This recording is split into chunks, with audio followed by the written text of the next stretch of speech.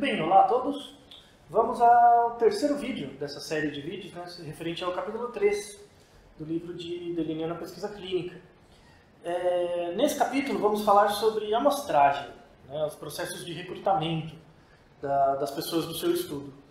É um tópico que as pessoas não dão muita bola, tá, mas ele é muito importante. Muitas vezes ele determina os resultados da pesquisa.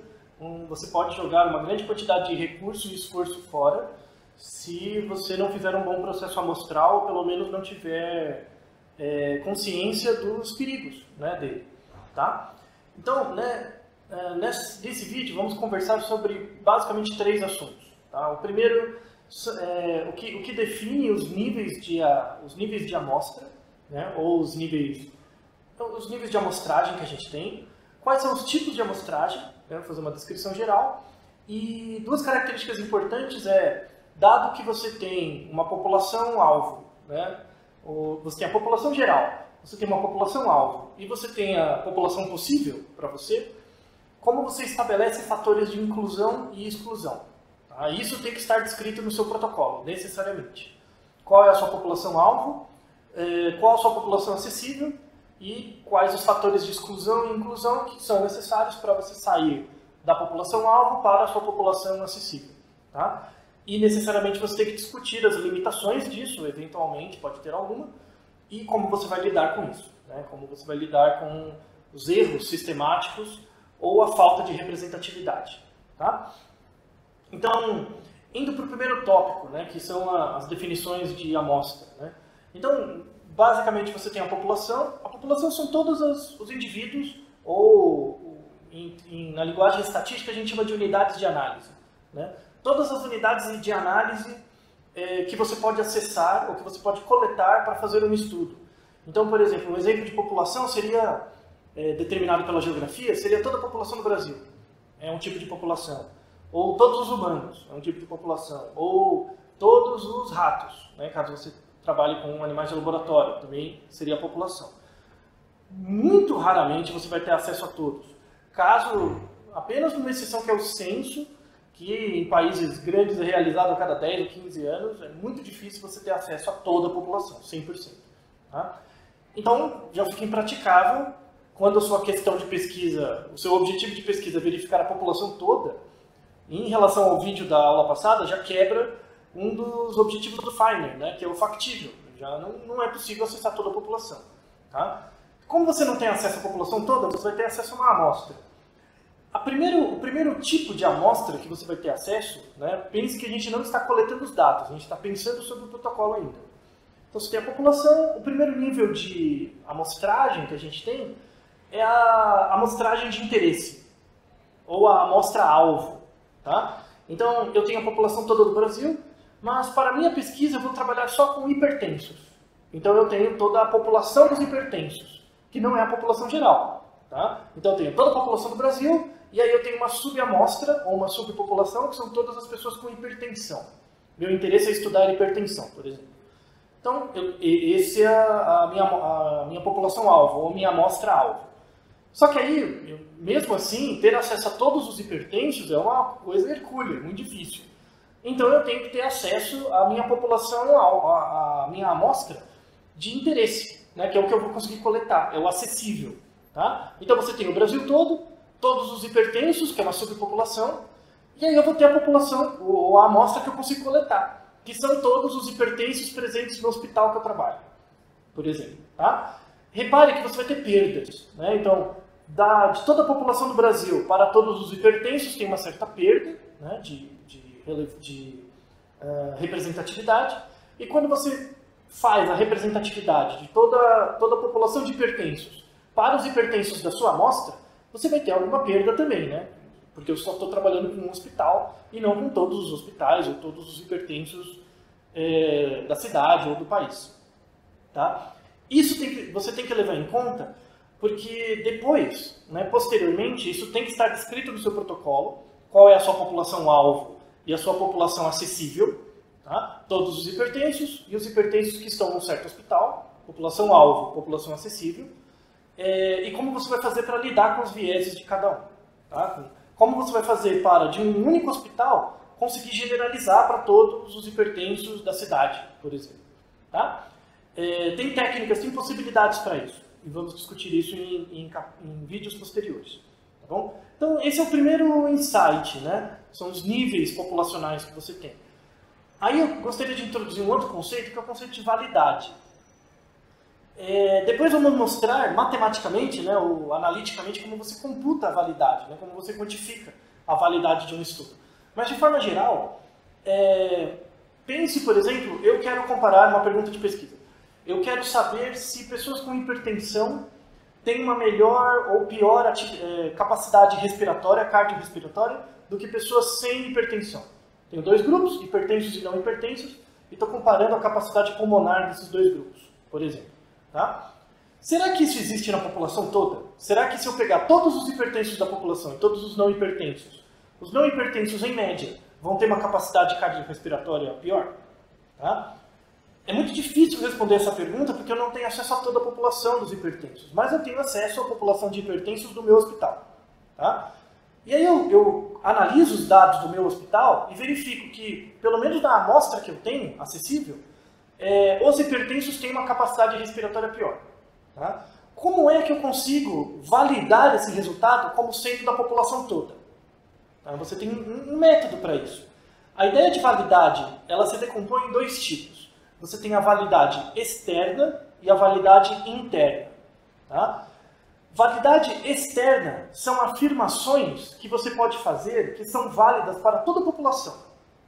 Toda a população. Tá? Validade interna são afirmações que você pode fazer apenas para subgrupos. Então, por exemplo, se eu tenho apenas um estudo, eu tenho apenas um artigo, um trabalho, feito num único hospital, mostrando que nesse hospital pessoas hipertensas têm uma menor capacidade cardiorrespiratória do que pessoas não hipertensas, eu tenho uma indicação de validade interna, pelo menos para a subamostra de pessoas presentes num hospital específico, essa afirmação vale. Então é uma afirmação de validade interna. Eu quero transformar isso numa afirmação de validade externa. Então, dado que eu tenho no meu hospital, eu mostro que pessoas hipertensas têm uma capacidade cardiorrespiratória pior, será que isso vai acontecer na população? Na população toda, em todos os hospitais ou em toda a cidade? Tá? Para isso, vamos utilizar, eu só quero deixar nesse vídeo, nessa conversa, o conceito, tá, de validade interna e externa. Existem formas de avaliar isso, de quantificar isso, que são os conceitos de poder do teste e tamanho do efeito, que vamos discutir em outros vídeos, mas eu quero deixar essa definição latente. Tá? Então, a validade interna é quando você tem afirmações de associação que você pode afirmar apenas em amostras restritas. Tá? No meu hospital, apenas para crianças, apenas para um subgrupo, apenas para uma região da cidade. Tá? Isso seria a ideia de validade interna. Validade externa é quando você pode afirmar para a população toda. Tá? Uma outra questão interessante diz respeito às áreas de estudo. Você tem áreas do conhecimento específicas que visam estudar atributos de validade externa, que são estudar grandes populações, por exemplo, a epidemiologia. A epidemiologia estuda a existência de associações ou não em grandes populações. Você faz a afirmação, tenta fazer para a população toda. Isso é bom, mas isso tem um problema também, porque você pode desconsiderar certas pequenas subamostras. Vou dar um exemplo. Isso tem a ver um pouco com divulgação científica, né? Então, às vezes, sai uma notícia dizendo que comer carne vermelha causa câncer. Tá? E pode ter sido um estudo feito com muitas pessoas, uma amostra muito grande, publicada numa boa revista. Tá? Pode ser que, em média, probabilisticamente, o consumo de carne vermelha excessiva pode levar a certos condicionantes, a certas patologias. Pode ser. Mas isso não explica todas as variações individuais. Então, o fato de você observar um estudo populacional e nesse estudo você verificar que, em média, pessoas que consomem carne vermelha têm uma chance aumentada de câncer, não quer dizer que vale igualmente para todas as pessoas do estudo. Então, às vezes, você pode fazer parte de uma subamostra que não tem esse efeito. Então, somente fazendo um estudo com validade interna, que seria estudando pessoas muito parecidas com você poderia ver se essa associação que tem validade externa vale para todos os tipos de subpopulação. Tá? Eu só quero desmistificar essa ideia de que as pessoas têm de que quanto maior o tamanho da amostra, melhor. Ou os estudos epidemiológicos são os únicos que valem. Isso não é verdade. Tá? Os estudos epidemiológicos eles têm um peso muito grande para estudar a validade externa, que são afirmações que você pode fazer para populações, e nesse sentido propor políticas públicas, melhorar a execução de certas tarefas em hospitais, né, de forma geral. Tá? Mas isso não tem um impacto tão grande em afirmações clínicas. Por exemplo, eu escrevi um estudo dizendo que carne vermelha aumenta a chance de câncer em geral. Tá? Mas será que isso acontece em adolescentes? Ou seja, tem uma subpopulação. Será que essa associação que eu encontrei na população toda vale apenas para os adolescentes? Aí eu tenho que fazer um estudo com uma menor validade externa da população toda e uma maior validade interna no que diz respeito aos adolescentes. Tá? Logo, entramos na segunda parte, que é a questão dos fatores de inclusão e exclusão. Então, se eu tenho uma certa associação por validade externa que acontece na população toda, e eu quero fazer um estudo para verificar se ela acontece numa subpopulação distinta, eu tenho que impor um fator de exclusão. Então eu vou propor meu protocolo clínico, né? Voltando no exemplo anterior, por exemplo, verificar se hipertensos têm uma menor capacidade cardiorrespiratória do que não hipertensos. Imagina que eu já tenho um artigo descrevendo isso na população toda. E eu quero descrever isso apenas em adolescentes. Então eu vou colocar como fator de inclusão do meu estudo que você tem que ser adolescente. Você tem que ter uma certa faixa etária. E se você tiver uma faixa etária diferente, eu vou excluir.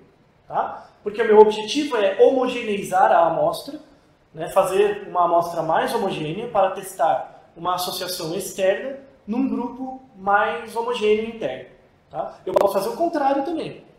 Eu posso ter uma série de evidências apenas para grupos pequenos. Então, apenas para homens, apenas para crianças, apenas para pessoas hipertensas. Eu quero testar isso na associação toda.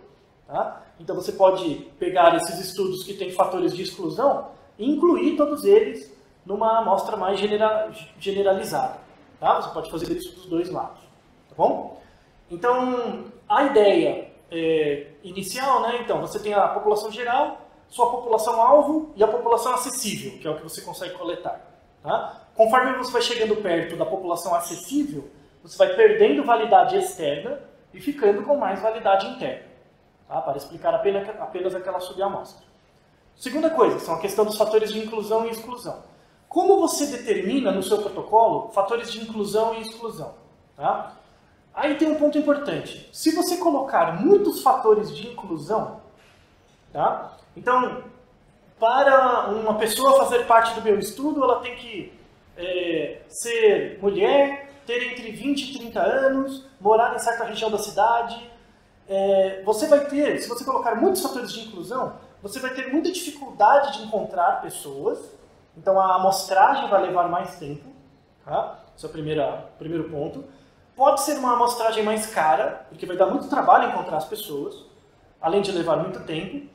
E quando você tiver uma amostra muito homogênea, né, você vai ter uma boa validade interna para explicar bem aquelas características da validade interna, mas vai ter uma validade externa muito baixa. Às vezes, quando você trabalha numa área clínica, ou com uma doença rara, ou com uma característica muito particular, talvez seja útil você trabalhar com a validade interna apenas. Talvez a validade externa não importe muito. Tá? Mas vai depender da sua área de estudo e do seu interesse. Tá bom? Então, você colocar muitas variáveis de inclusão pode ser negativo para uma pesquisa, pode tornar ela muito difícil, ou às vezes impraticável. Tá?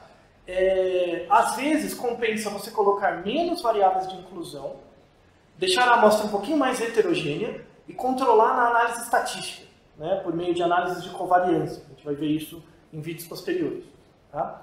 Então a ideia da variável de inclusão são variáveis que você necessariamente utiliza para descrever uma condição ou para descrever o grupo de interesse. Então eu quero estudar hipertensos. Como são esses hipertensos? Que grau de hipertensão? Que tipo de hipertensão? Né? E a hipertensão é associada com idade. Que idade? Tá? Então, as características da hipertensão São variáveis de inclusão importantes, porque aí o seu estudo pode ser reprodutível, né? Você pode reproduzir esse estudo de novo, se você tiver uma boa descrição dos fatores de inclusão. E também a questão da idade, para essa pergunta.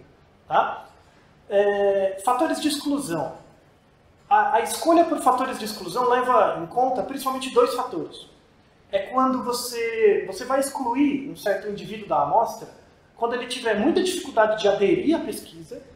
Tá? Então você sabe que ele pode entrar no seu protocolo, mas depois ele vai ser uma perda. A chance dele ser uma perda é muito grande, dele não cumprir o protocolo. Ou quando a pessoa vai ter muita dificuldade, ou ela vai, aí é uma questão ética, vai ser muito danoso para ela fazer parte da pesquisa. Tá? Então, um exemplo, por exemplo, seria, num certo protocolo, seriam pessoas com certas dificuldades neurocognitivas. Por exemplo, para algumas tarefas, né, as pessoas às vezes podem ter, ou por exemplo, demência. Demência costuma ser um fator de exclusão com alguma frequência, quando você não quer estudar demência, né? Então, pessoas com um certo grau de demência podem ter dificuldade de fazer certas tarefas. Então, isso vira um fator de exclusão. Tá? Ou doenças neurodegenerativas, às vezes, pode ser um fator de exclusão. Ou ainda problemas de mobilidade, dependendo da atividade ou da intervenção que você faz, pode ser um problema de exclusão, um fator de exclusão. Tá? Então, é importante tomar cuidado para não colocar muitos fatores de exclusão, para não acontecer igual aos fatores de inclusão. Você ficar com uma amostra muito homogênea, com muita dificuldade de coleta, tá? E mesmo de generalização dos resultados. A menos que isso seja explicitamente do seu interesse. E isso já tenha sido pensado a priori. Tá? Então, falado sobre a questão da validade, dos tipos de população, e falado sobre a questão dos fatores de inclusão e exclusão, lembrando que isso tem que estar descrito, por escrito, no seu protocolo de pesquisa. Na parte de sampling, né, de amostragem, você tem que dizer qual o tipo de amostragem, qual a sua população-alvo, quais os fatores de inclusão e exclusão. Tem que estar descrito certinho. Tá? Falando da amostragem, a gente tem alguns tipos de amostragem. Né? O mais comum é chamado amostragem por conveniência, que é você simplesmente coletar as pessoas que você tem acesso. Tá? São as pessoas do seu hospital, do seu centro de pesquisa, é o que você tem, né? Não tem jeito. É bom deixar claro que a amostra de conveniência não é uma amostragem, não é um método de amostragem. É só uma coleta de dados. Tá? Mas é bom você deixar claro que foi uma amostra por conveniência. Tá? Você coletou aquilo que você tinha acesso e tudo bem, você pode discutir na sessão de resultados e na discussão os problemas disso, mas é o que você tem. Tá? E aí, indo para os tipos de amostragem, você tem alguns. Você tem a amostra aleatória. A amostra aleatória é quando você tem toda a população, né, ou toda a população-alvo, né, e você cria um método, que em geral é um sorteio, você cria um método onde todos os indivíduos têm a mesma chance de serem coletados. Então, cada indivíduo tem um número, ou você pega uma tábua de números aleatórios, ou você bota vários números num saquinho e sorteia as pessoas. Tá? Isso seria o tipo mais simples de amostra aleatória. Tá? A amostra aleatória pode ter problemas. A gente vai ver principalmente isso na aula sobre randomização. Tá? Porque às vezes você pode dar azar. Você pode fazer um sorteio dos indivíduos e vir, sei lá, 90% de homens e 10% de mulheres. Isso é um viés. Tá? Então tem alguns cuidados em relação à amostragem aleatória que tem que ser considerados. Para tentar resolver o problema da amostragem aleatória, você tem a amostra estratificada. A amostragem estratificada é assim, você pega a sua população-alvo e divide em estratos. Estratos são unidades de medida de interesse. Por exemplo, eu estou fazendo um estudo, eu quero um número semelhante de homens e mulheres. Então, sexo é um extrato. Tá? E idade também é importante. Eu vou pegar de 20 a 30 anos, 30 a 40, 40 a 50. Então, você tem 3 grupos de faixa etária, 2 de sexo. Então, 3 vezes 2, você tem 6 grupos. Tá? Esses são os meus estratos. Aí eu pego a população, a amostra, né, a população-alvo, divido nesses 6 grupos, tá? Homens de 20 a 30 anos, mulheres de 20 a 30 anos, por aí vai, e faço um sorteio dentro de cada grupo. Isso possibilita você ter sub- ou super-representação. Tá? Evita o problema da amostra aleatória simples. Então, a amostra estratificada, às vezes, melhora essa questão dos problemas dos vieses de amostragem simples. Tá? A amostra estratificada, e aí você vai ter a amostra por conglomerado. A amostragem por conglomerado ela é muito similar à amostra estratificada, mas ela leva em conta uma questão geográfica também. Tá? Então imagine uma cidade, eu tenho São Paulo, por exemplo, né, no Brasil. Eu pego a cidade de São Paulo e divido em setores. Zona Leste, Zona Sul, Zona Oeste, Zona Norte. Dentro desses setores eu divido em estratos, homens e mulheres com certa faixa etária, e aí faço o sorteio. Então eu tenho uma representação por estrato e por setor, né, por conglomerado, né, que seria por área geográfica. Quando eu necessito de uma representatividade geográfica, às vezes isso é útil. E você tem, por fim, uma amostragem que é a mais cara, né, que epidemiologicamente é a melhor, que é a amostragem por cluster. Em alguns artigos eles chamam de two-step, né, cluster de 2 fases ou de 3 fases, que é em que você determina a população-alvo. Essa população-alvo, numa certa área geográfica, você divide em setores. Nesse setor, você divide os estratos. Então eu pego uma certa área da cidade, sorteio um certo estrato, por exemplo, homens de 20 a 30 anos. Aí dentro dessa área geográfica eu vou ali numa rua ou num bairro, sorteio as casas, então tem um sorteio das casas, é um outro cluster, e aí eu bato na porta e sorteio uma pessoa. Então você tem vários níveis de randomização, né, de amostragem. Amostragem da população, da região da cidade, do estrato, da região, da rua, depois da casa e lá dentro da pessoa. Tá? Então, esse é o tipo de amostragem mais complexa, com maior representatividade populacional e maior validade externa. Tá? No Brasil, a gente tem um exemplo, a gente pode até deixar como uma referência adicional, a maior amostra representativa do Brasil, né, de uma cidade, que é a cidade de Pelotas, que ela vem sendo seguida há mais de 30 anos, né, e de forma como uma amostragem por cluster. Então, as pessoas, eles fazem amostragens a cada 3 ou 4 anos, acompanham pessoas longitudinalmente. Vamos deixar a referência da Universidade Federal de Pelotas, em que tem esse estudo longitudinal, já tem vários artigos publicados, e é um estudo de referência de validade externa no Brasil. Tá? Então, para encerrar, como de costume, vamos ao nosso exercício. Muito bem, vamos à nossa resolução de questão, tá? Desse vídeo. Então, imagine o seguinte, minha pergunta é, eu quero saber o que leva um adolescente, né, a começar a fumar. Tá? Essa é a minha pergunta de interesse. Adolescentes, né, eu tenho que ter acesso a todos, mas eu não tenho acesso a todos. Eu tenho acesso apenas a uma escola com adolescentes do ensino médio. Tá? Então, minha população acessível são todos os adolescentes de uma escola, né, no ensino médio. E minha pergunta é, quais são os fatores que levam as pessoas jovens, né, a começar a fumar? Tá? Você tem uma certa desproporção, né, entre a amostra acessível e a amostra-alvo. Quais são os principais tipos de viés que essa minha amostra acessível pode ter no sentido de generalização dos resultados para a população-alvo? Pense um pouquinho. Pensaram? Muito bem. Vamos à resposta. Como eu tenho apenas os alunos acessíveis para mim, são apenas alunos do ensino médio, tá? Alunos de ensino médio começam mais ou menos com 14, 15 anos, mais ou menos, 13, 14, 15 anos, né? Se os adolescentes ou os jovens começarem a fumar mais cedo que isso, essa é uma população onde eles já começaram a fumar, em média. Então talvez eu precise de adolescentes mais jovens, tá? De crianças mais jovens. Então talvez o ensino médio não seja o suficiente, caso eles tenham começado a fumar antes. Tá? Então isso é uma limitação dessa amostra também, tem que ser verificado. Outra coisa diz respeito ao fato de eu só ter uma escola. Então eu necessariamente precisaria de escolas em outros locais, porque outros locais da cidade podem mostrar variações de renda, logo variações culturais também diferentes, né, históricas diferentes. Então seria importante pegar pelo menos uma amostra, nem que seja menor, de outras escolas para representação. Tá? Então esses são os dois principais tipos de vieses dessa amostra. Caso você não consiga, só tenha acesso a essa escola mesmo, esses vieses têm que estar descritos como limitações na seção de conclusões do trabalho.